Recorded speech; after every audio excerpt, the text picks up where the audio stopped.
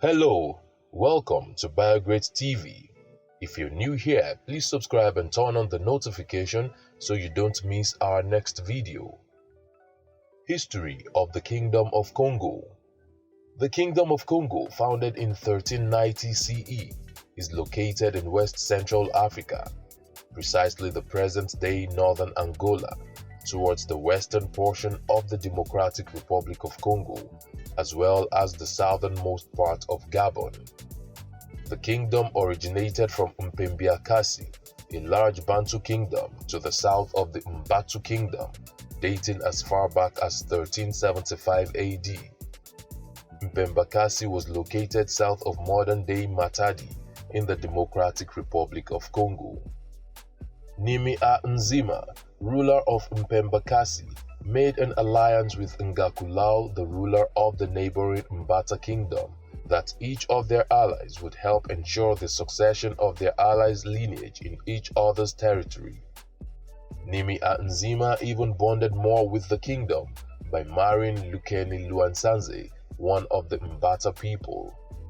Lukemi Luanimi, son of Nimia Nzima and Lukeni Luansaze, became the first king of the Kingdom of Congo. After the reign of Lukemi Luanimi, who was also known as Limi a Lukemi, his brother Mbokan Mavinga took over the throne and ruled until about 1467. Mbokan Mavinga had 2 wives and 9 children. It was through his rule that there was a remarkable expansion of the Kingdom of Congo, which then included the neighboring Kingdom of Luango and other areas that are currently occupied by the present-day Republic of Congo. Congo became populated over time that by the end of the 16th century, it had about 500,000 people. The kingdom fast became centralized and the king highly powerful. Before Congo had its first contact with Europeans, it was already a highly developed state with an extensive trading network. The people manufactured and traded copper wire, ferrous metal goods, pottery, and raffia cloth. They did all their trading and communication in the Kikongo language.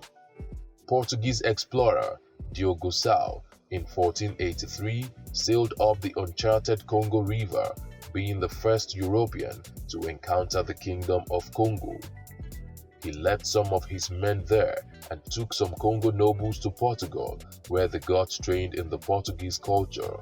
He returned with the Congo nobles in 1485, and at the time, the ruling king, Nzinga a Nku, had converted to Christianity through Roman Catholic intervention from Portugal.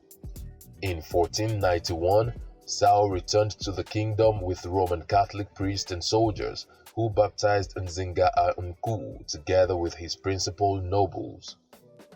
Nzinga took the Christian name João I in honor of Portugal's king at the time, João II.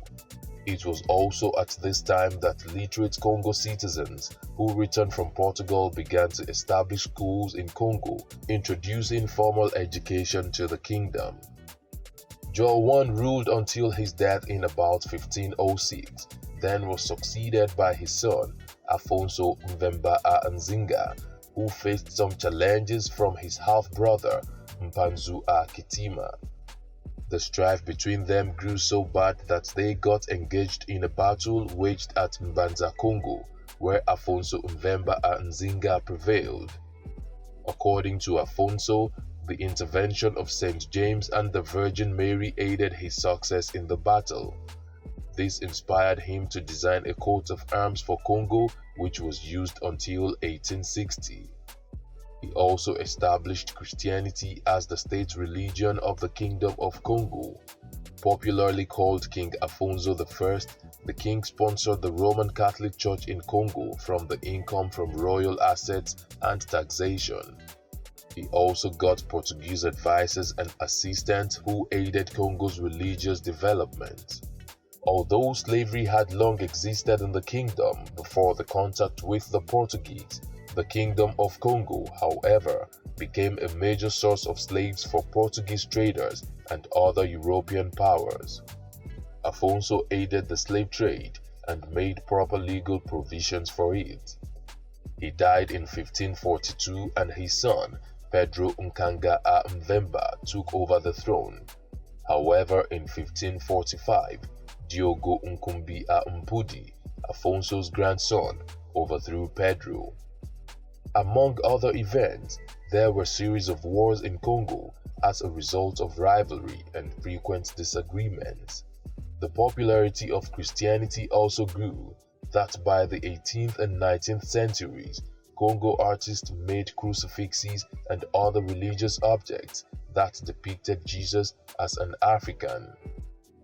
These, among other activities, portrayed Congo as a central part of the Christian movement. At the Conference of Berlin in 1884 to 1885, European powers divided most of Central Africa among themselves, and Portugal claimed the largest part of Congo. After some efforts to take over Congo, the Portuguese finally succeeded in 1888 through some manipulation of King Pedro V, 3 years before his death, when he voluntarily declared Congo as a Portuguese vassal state. In 1914, the people of Congo revolted against the Portuguese, and Portugal declared the abolition of the Kingdom of Kongo. Manuel III of Congo, the kingdom's ruler at the time, had to replace native rule with colonial rule. The Portuguese demanded rights to collect taxes and trade revenues, and gradually the independence of the Kingdom of Congo ended and was eventually integrated into the Portuguese colony of Angola. What have we missed out of this history? Let's know in the comment section. Will it be ridiculous to subscribe to our channel? If no, please like this video, share, and subscribe to our channel.